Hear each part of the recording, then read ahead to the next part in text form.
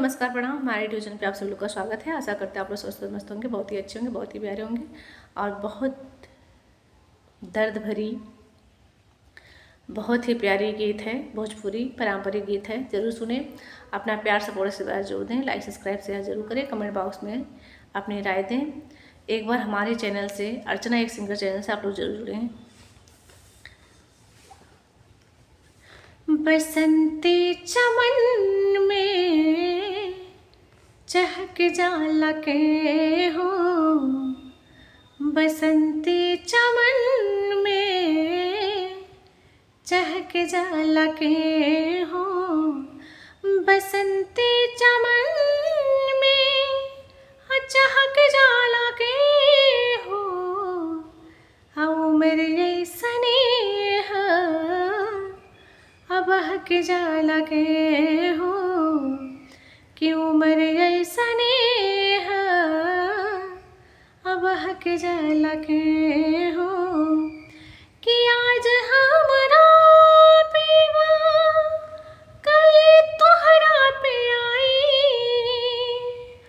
आज हमरा पेवा कल तोहरा पे आई, कि बिरह वेदना में लहक जाला के हो, बिरह वेदना में लहक जाला के हो,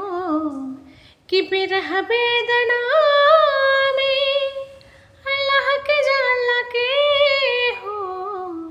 कि बिरह वेदना में लहक जाला के हो, कि उम्र ऐसने बहक जाला के हो, कि उम्र ऐसने बहक जाला के हो। मानी न मन चाहे कितनो मनैबा, कि मानी न मन चाहे कितनो मनैबा, नयनवा मिला के सहक जाला के हो, नयनवा मिला के सहक जाला के हो, नयनवा मिला के सहक जाला के हो,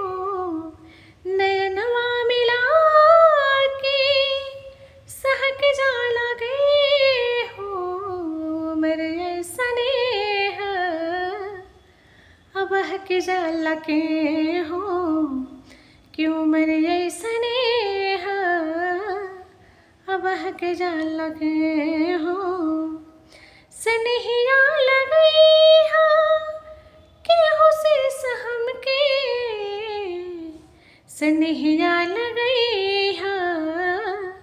केहू से सहम के, सनहिया लगई हा केहू से सहम के, दीवाना बना के खसक जाला के हो, दीवाना बना के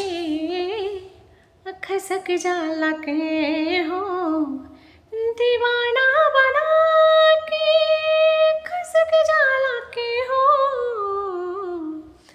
कि उम्र ऐसने बहक जाला के हो, कि उम्र ऐसने बहक जाला के हो, बसंती चमन में चहक जाला के हो, बसंती चमन में चहक जाला के हो, बसंती चमन में चहक जाला के हो, कि उम्र ऐसने बहक जाला के हो, कि उम्र ऐसने बहक जाला के हो। तो ज़रूर सुनिएगा, अपना ढेर सारा प्यार सपोर्ट से जरूर दीजिएगा।